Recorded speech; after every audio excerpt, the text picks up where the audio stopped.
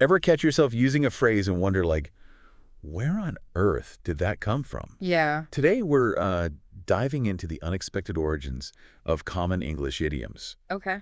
You know, those sayings we use without a second thought, like butter someone up or skeletons in the closet. Right. Turns out they often have roots in some pretty bizarre history. Yeah, it's true. Like, who knew that a casual saying could be linked to ancient rituals or sneaky medieval scams? I know, right? These phrases are like little time capsules, giving us a glimpse into the customs and beliefs of past eras.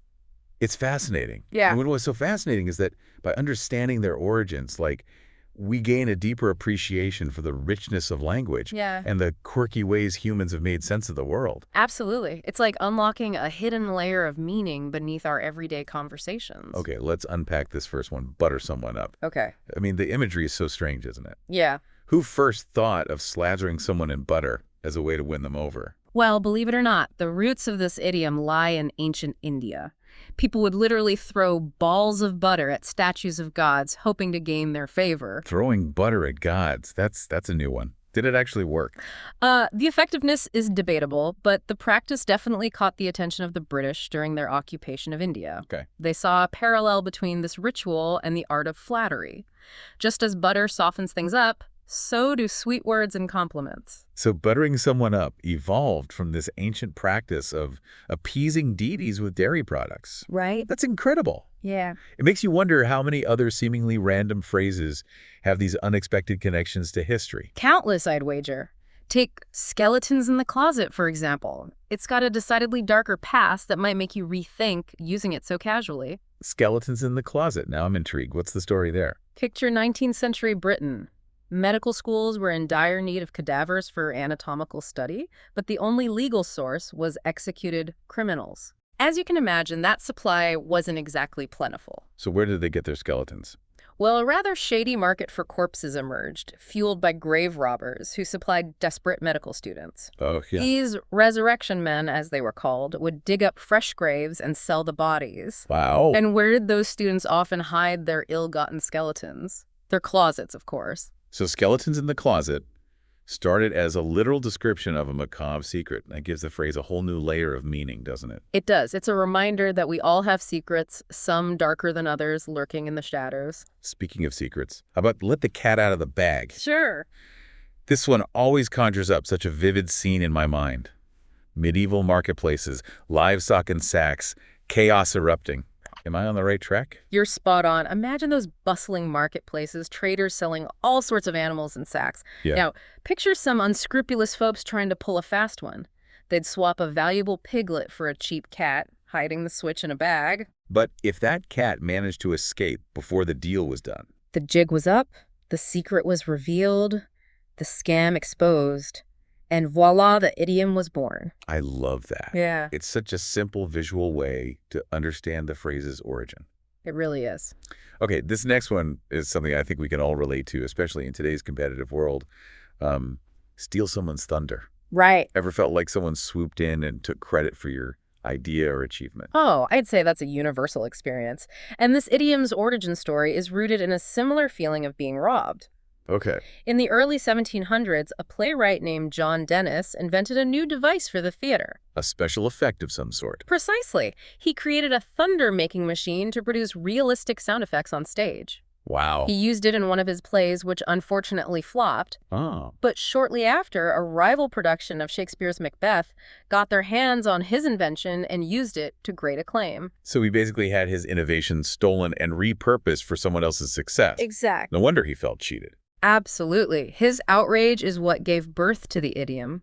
He famously exclaimed, "They will not let my play run, yet they steal my thunder." Really? His words perfectly captured that feeling of having your hard work and creativity snatched away. That's brilliant. It is. Okay, this next idiom makes me wonder if it's based on someone's real-life antics. Yeah. Turn a blind eye. Yeah. I mean, sometimes it's just easier to pretend we didn't see something, right? Oh, absolutely. We all do it from time to time. And this idiom has a rather audacious origin story tied to the famous British naval hero, Admiral Horatio Nelson. Was he known for turning a blind eye literally or figuratively? Figuratively, but with a touch of literalness as well. During the Battle of Copenhagen, Nelson's superior, Admiral Hyde Parker, signaled for him to retreat. Okay. However, Nelson, ambitious and eager for victory, decided to ignore the order. So he just pretended he didn't see the signal. Well, he was partially blind in one eye, so he cleverly raised his telescope to his bad eye and declared he couldn't see the signal. It was a bold act of disobedience. What happened? It paid off. The British went on to win the battle, Nelson was hailed a hero, and we inherited a lasting idiom about deliberately ignoring inconvenient truths. I guess sometimes a little strategic blindness can lead to great success, though I wouldn't recommend trying that at work. Probably not the best career advice. Oh, okay, this next one always makes me picture something utterly ridiculous. Okay. Get your goat's an annoyance. What's the connection? But believe it or not, this saying comes from the world of horse racing. Really? Back in the early 1900s, trainers would sometimes keep goats in the stables with their prized racehorses. Why on earth would they do that? Coots, believe it or not, had a calming effect on the horses. Really? It's like they were these four-legged emotional support animals, helping the horses stay relaxed before a big race. Okay, that's adorable. Right. But I'm guessing there's a twist. How did the goats become a source of annoyance? Well, rival trainers, always looking for an edge, figured out a way to disrupt their opponents by stealing the goats. So they'd sneak into the stables and kidnap the goats. Precisely. Their goal was to make the horses anxious and agitated before the race. You can imagine the frustration of a trainer discovering their prized horse's calming companion gone missing right before a big race. Now, that would definitely get my goat. Right. It's amazing how a phrase that seems so whimsical actually has roots in such a specific and, frankly, devious practice. It is. Okay, let's talk white elephant now. It's that classic image of something expensive and useless, but why an elephant and why white? This one takes us to Siam, which is modern-day Thailand. Okay. Yeah. White elephants have long held sacred significance in that region.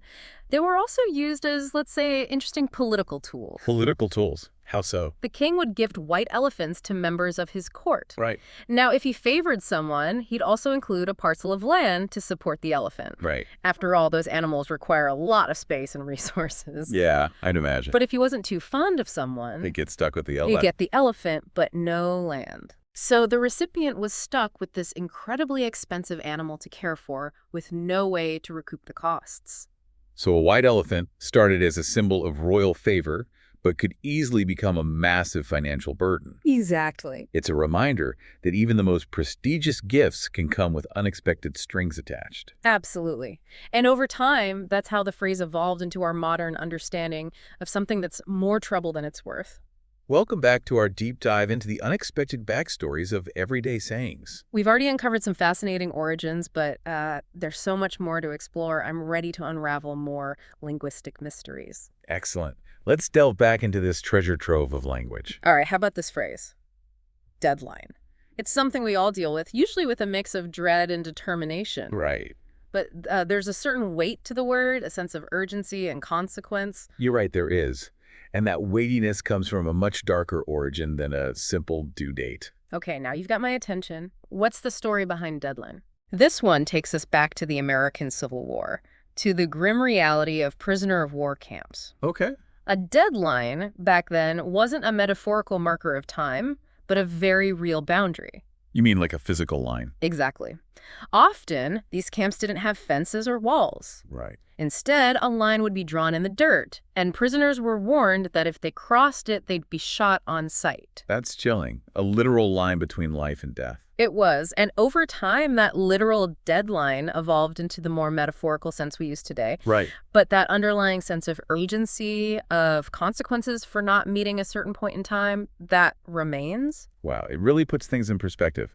I'll never look at a project deadline the same way again. Right. It makes those late-night emails seem a lot less... Yes, though I'm sure those deadlines still feel quite pressing in the moment. Oh, absolutely. Speaking of feeling pressured, this next one is about trusting your instincts, even when you might not have all the information. Okay. Fly by the seat of your pants. It always makes me think of those early aviation pioneers, soaring through the skies with nothing but guts and intuition. You're not far off. This idiom does come from those early days of flight, a time when cockpit instruments were much more rudimentary than they are today. So pilots had to rely more on their senses and feel for the aircraft. Precisely. Especially in cloudy conditions, pilots would have to rely on physical sensations to gauge the plane's orientation. So they were literally flying by the seat of their pants. In a sense, yes. They'd feel the pressure in their seat to determine if the nose was rising or falling, using their body as an instrument. That's incredible. It takes a certain kind of courage, I think, to trust your instincts in such a high-stakes situation. It does. And it reminds us that sometimes, even in the face of uncertainty, we have to trust our gut and adapt to the situation at hand. Okay, here's one that's all about good manners, though the imagery is a bit, well, equine. Um, don't look a gift horse in the mouth. Ah, yes. A timeless piece of advice, rooted in the practicalities of a bygone era. I'm guessing it has something to do with determining a horse's age by examining its teeth. Exactly. This saying dates back to the writings of St. Jerome, all the way back in 400 CE. Okay. Back then, looking at a horse's teeth was the easiest way to assess its age and health. Right. The length and condition of their teeth could tell you a lot. So checking out a horse's teeth was like doing a pre-purchase inspection. In a way, yes. But just like it's considered rude to scrutinize a gift for its monetary value, it was seen as impolite to examine a horse's teeth when it was given as a gift. You're expected to accept it graciously without questioning its worth. It's a reminder, I guess. You'd be right about that. This idiom takes us back to a time before anesthesia, to the brutal reality of battlefield surgery. Oh, okay. This is where I might need to steel myself a bit. What did they do before painkillers? Well, surgeons had to make do with whatever was available to help their patients endure agonizing procedures. And one readily available item was bullets. Wait, they had patients bite down on bullets? Yes. During amputations and extractions, soldiers would clench a bullet between their teeth to help them cope with the pain. That's both horrifying and incredibly brave. It is. It really drives home the meaning of bite the bullet, doesn't it? It does. To endure something painful and difficult with as much fortitude as you can muster. It does. It speaks to the remarkable resilience of the human spirit in the face of unimaginable hardship. Okay, let's shift gears to something a bit more intellectual. Okay. Play devil's advocate. Yeah.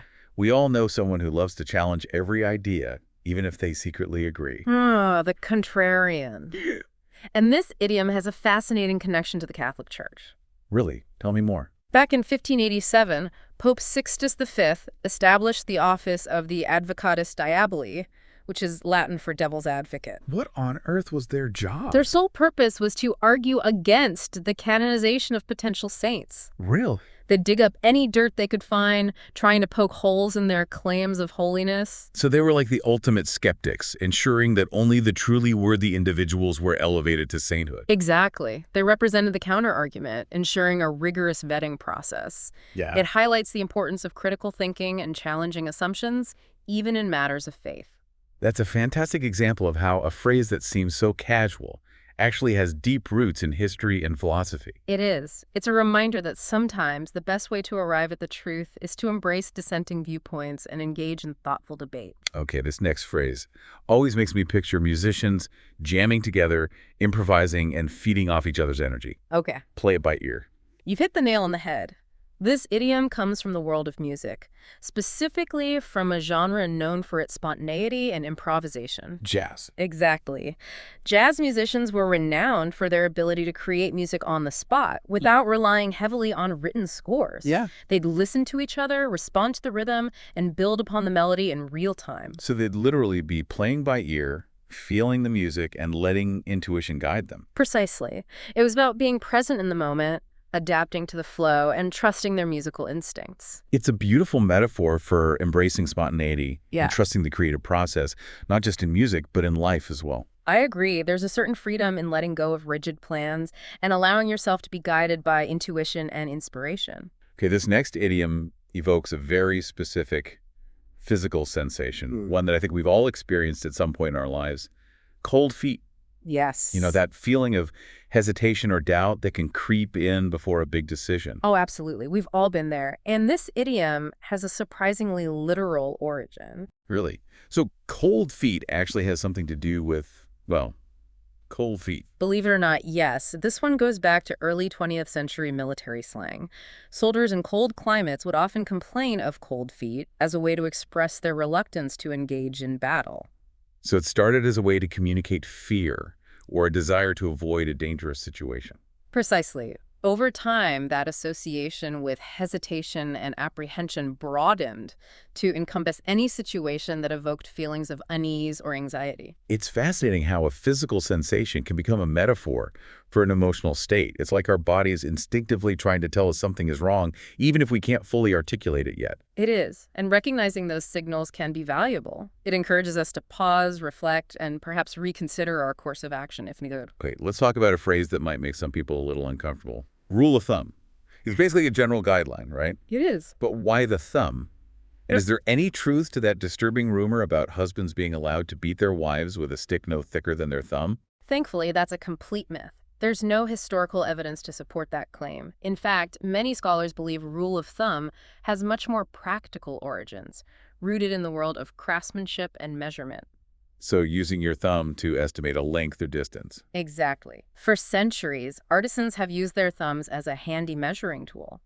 A blacksmith might use their thumb to gauge the width of a piece of metal, while a carpenter might use it to check the spacing between boards. It makes sense. It's a simple, readily available tool for making quick estimations. Exactly. It speaks to the ingenuity of people in finding practical solutions using whatever resources they have at hand. Okay, here's one that evokes a playful sort of trickery. Pull someone's leg, Yeah. teasing, joking around, telling tall tales. It's all part of the fun. And the origin of this phrase is a bit more roguish than you might expect. It takes us back to the shadowy streets of 18th and 19th century London. The world of pickpockets and street scams. You got it. Imagine you're strolling through a dimly lit alleyway and suddenly someone trips you from behind. And while you're sprawled on the ground, disoriented. Their accomplice swoops in and makes off with your valuables. Wow, They'd literally pull your leg to distract you and make you an easy target. that's sneaky. But I guess over time, that literal act of tripping someone evolved into the more metaphorical sense of playful deception. Precisely. It's a great example of how the meaning of a phrase can shift over time while retaining a hint of its original context. This next one is definitely a euphemism, a way to soften a rather harsh reality. Kick the bucket. It is, and it's one of those phrases that people either find amusingly quirky or a bit too, well, morbid. But where did this connection between kicking a bucket and shuffling off this mortal coil come from? Well, it takes us back to the 16th century and the practice of, you guessed it, slaughtering pigs. Oh, okay, I'm both curious and slightly apprehensive. What does a bucket have to do with a pig's demise? When a pig was about to be slaughtered, it would often be hung upside down from a beam or a hook with its hind legs tied together. Okay, I'm picturing it, but where does the bucket come in? Sometimes, a bucket would be placed beneath the pig to catch the blood. And as the pig struggled in its final moments, its legs would often kick against the bucket. So kicking the bucket became associated with those final moments of life. Exactly. It was a rather grim observation of the pig's final act. Over time, that image became a euphemism for dying, even though most people today are blissfully unaware of its origin. Well, ignorance is bliss, they say, especially when it comes to morbid 16th century pig slaughtering practices. Indeed. Welcome back to the final chapter of our idiom origin odyssey. From ancient India to 16th century butchers, we've covered a lot of ground. All right, I wonder what other linguistic gems await us. let's find out. Okay. Okay, this one has a very Wild West feel to it. Okay. Bury the hatchet. Right. It just conjures up those classic images of cowboys and Native Americans making peace after a long feud. You're right on the mark with that imagery. It does indeed have its roots in Native American traditions. This is about ending a conflict and choosing a path of peace. Precisely. Many Native American tribes had a ritual of literally burying their weapons, tomahawks, knives, clubs, as a symbol of reconciliation. Right. It was a powerful gesture to signify the end of hostilities and a commitment to peaceful coexistence. That's beautiful. Yeah. It's like physically laying to rest the tools of aggression and choosing a path of harmony. Exactly. And it serves as a potent reminder that even the most bitter conflicts can be resolved through dialogue and understanding. This next one paints a vivid picture of someone completely head over heels in love. Oh, Head over heels. yeah. It's like a visual metaphor for being so smitten that you're practically tumbling over yourself. It is a wonderful image, isn't it? And what's fascinating is that the original phrase was actually the opposite. Wait, really? How so? It was originally heels over head, which makes more sense if you picture someone literally tumbling awkwardly, like they've lost their balance. So it started as a phrase about clumsiness or disorientation, and then somewhere along the way, it flipped and took on this whole new romantic meaning. Exactly. It's like Yeah. the phrase itself did a somersault and landed on its feet with a brand new interpretation. Language is so wonderfully fluid, isn't it? It really is. Always evolving and adapting to new contexts. Absolutely. Okay, how about this one? We've all been there at some point, feeling lost and confused, Yeah, uh, barking up the wrong tree. right. It perfectly captures that sense of pursuing a mistaken path. And this idiom takes us back to the world of hunting, specifically hunting with dogs. Imagine a pack of hounds hot on the trail of a squirrel, Okay. and the squirrel, being nimble and quick, darts up a tree to escape. And sometimes those clever squirrels would jump from one tree to another, Precisely. leaving the dogs behind. But at sometimes, those clever squirrels would jump from one tree to another, leaving the dogs barking excitedly at the base of the wrong tree. So they're all riled up, but they're focusing their energy on a fruitless pursuit. Exactly. And that image became a metaphor for pursuing a mistaken line of thought or a misguided course of action. You're barking up the wrong tree if you're fixated on the wrong problem or chasing after the wrong solution. It's a great reminder to step back, assess the situation, and make sure we're channeling our efforts in the right direction. Couldn't agree more. Sometimes a little strategic redirection can make all the difference. Okay, let's wrap up our idiom exploration with a phrase that encourages patience and restraint. Okay. Hold your horses. It's about taking a moment to pause and consider before rushing into action. Right. And it likely originates from the world of horseback riding, where controlling your horse's speed and movement was paramount. So it was a literal command to slow down and proceed with caution. Precisely. And over time, that sense of restraint and measured action expanded to encompass any situation where it was wise to take a breath, think things through, and avoid impulsive decisions. In today's fast-paced world, it's a valuable reminder to sometimes slow down, gather our thoughts, and approach things with a bit more deliberation. Absolutely. It's about finding that balance between action and reflection, between enthusiasm and careful consideration. Well, that brings us to the end of our deep dive into the unbelievable origins of English idioms.